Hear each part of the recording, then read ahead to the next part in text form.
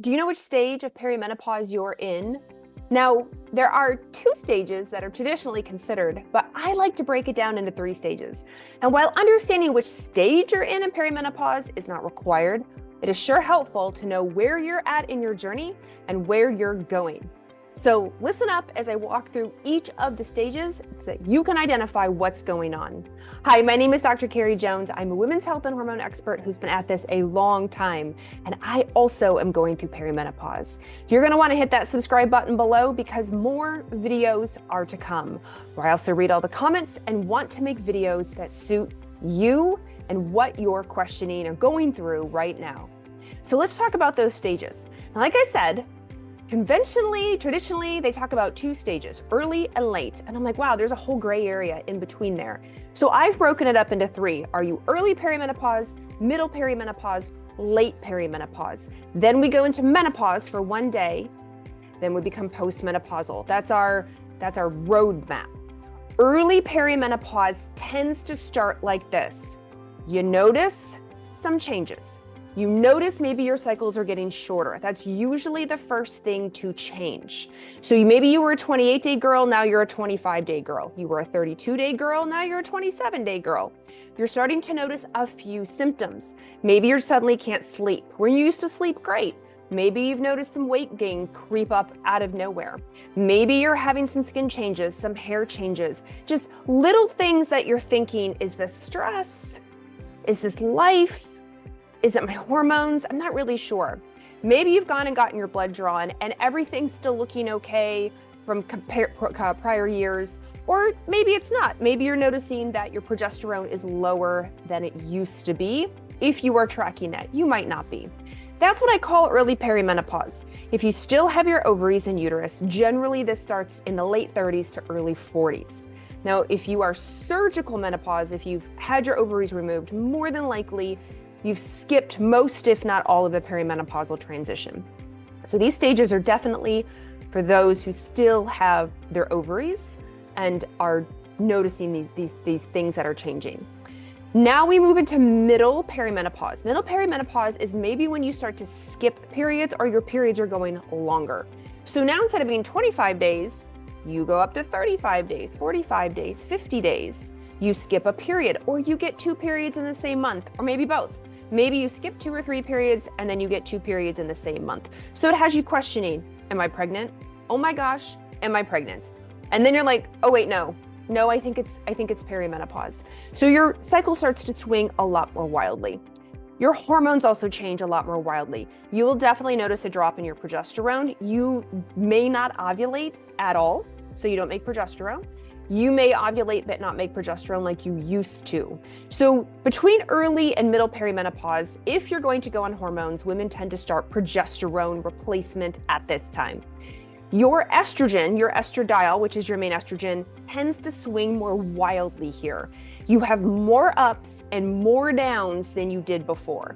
So this can result in sometimes feeling hot flashes, night sweats, then they go away. But then you feel breast pain and you have heavy periods, and then your next period is fine. And it just sort of this like, what is happening? I just feel like things are swinging. The roller coaster is getting a little higher and a little lower compared to what it used to. Also on lab work, there's a hormone called FSH, follicle stimulating hormone. On day 2 or 3 or 4 of your period, this is typically run in the blood. And you may notice that you are getting up into the double digits. Maybe not, but maybe. So this is, we're in the middle perimenopause. FSH, follicle stimulating hormone, is the communication from the brain down to the ovaries to tell the follicles that contain the egg to do the thing. So if they're not listening, or if they're not really there like they used to be, then that number goes up and up and up. It's like a megaphone is yelling down to the ovaries, hey, do your thing, make a hormone, ovulate this month. So as we progress through perimenopause and into menopause, that FSH starts to creep up. Ideally, it's down in the single digits, under 10. But as you creep up, it may be 12, 14, 15, closer to 20. These changes can happen. And it may change month to month in middle perimenopause. You may have 1 month where you're an 8, you get your blood drawn and your FSH is an 8, and you're like, whoo, not there yet. And then maybe 6 months later, because of changes in your symptoms and your period, you get it tested and it's up at 16. Now, again, remember I said things are swinging wildly. Estrogen's up more than down more, than you were before. This is middle perimenopause. By late perimenopause, you're really starting to skip cycles. Now, you've probably gone 3 or 4 months without a cycle, and then you'll get a cycle. Or maybe you've gone 6 months without a cycle, and then you get your period, you get a cycle, and you're like, what the heck? I went 6 months, where are we at? So late is where you can tell, like, you're really trying to transition from a period point of view towards menopause and then post-menopause. So we pay attention to the period. Your symptoms could, if you're not treating them, could continue. Here you may notice more symptoms of low estrogen. So you get the common ones: hot flashes, night sweats, brain fog, you can't recall like you used to, drier skin, joint pain, muscle pain, dry vagina, itchy ears, dry eyes, dry mouth. You may notice mood changes between middle perimenopause and late perimenopause, more depression, more anxiety, sleep continues to maybe be an issue, maybe more weight gain. Maybe you've gotten some blood work done and you've noticed your cholesterol's gone up, your glucose has gone up, your triglycerides have gone up. That continued decline in estradiol affects all those things. So if you're not on any kind of hormones, you may notice this progression in your journey. If you don't have a period, let's pretend you're listening to this and you're like, Carrie, I had a hysterectomy. I still have my ovaries, but I don't have a uterus, so I don't bleed. So then we go on your symptoms and we follow with blood work. So if you're like, I don't know if I skip periods or skip my period sooner, I don't have a uterus, totally fine. Listen along to the symptoms. Where are you in the symptomatology? How often are they occurring? Is this a daily thing, an hourly thing, a weekly thing? Do they come and go? Are they pretty consistent? Are you on any kind of hormone replacement or supplement, nutrient, vitamin replacement to really support this? And is somebody tracking your blood work? You can easily, even with a hysterectomy of just your uterus, but you have your ovaries, you can still check a random FSH. You can still check to see if the ovaries are still working. You might be able to feel if you're ovulating or not. Can talk with somebody about when it would be the best time to check estrogen, progesterone, etc. So you can still apply this to where you are, whether you have a uterus or not. And so that is my summary of early, middle, and late perimenopause.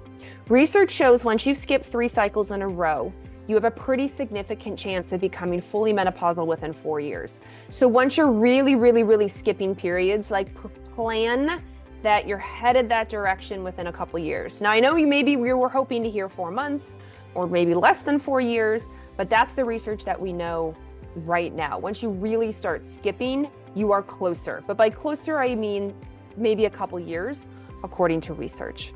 Once you go 12 whole months with no period, no period whatsoever, and if you don't have a uterus because you've had a hysterectomy, then we follow that FSH number. And once your FSH number starts to climb above 20, and some places say above 40 on more than one occasion, so get your blood draw, it's 45, 52.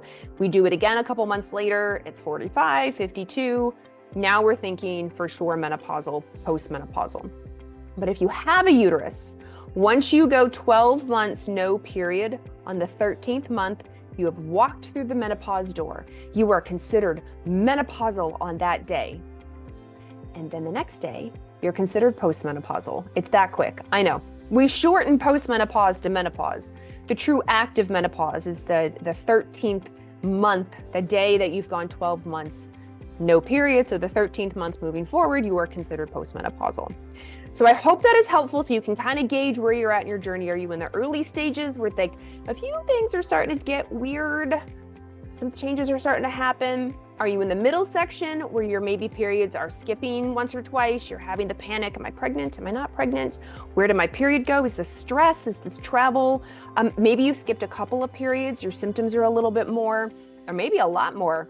And then as we get into late, we come up over the curve and now we're back into skipping more periods more consistently, more symptoms if you're not addressing them in any way. Finally, 12 full months no period, you're considered menopausal, and on the 13th month, you're postmenopausal until the rest of your life.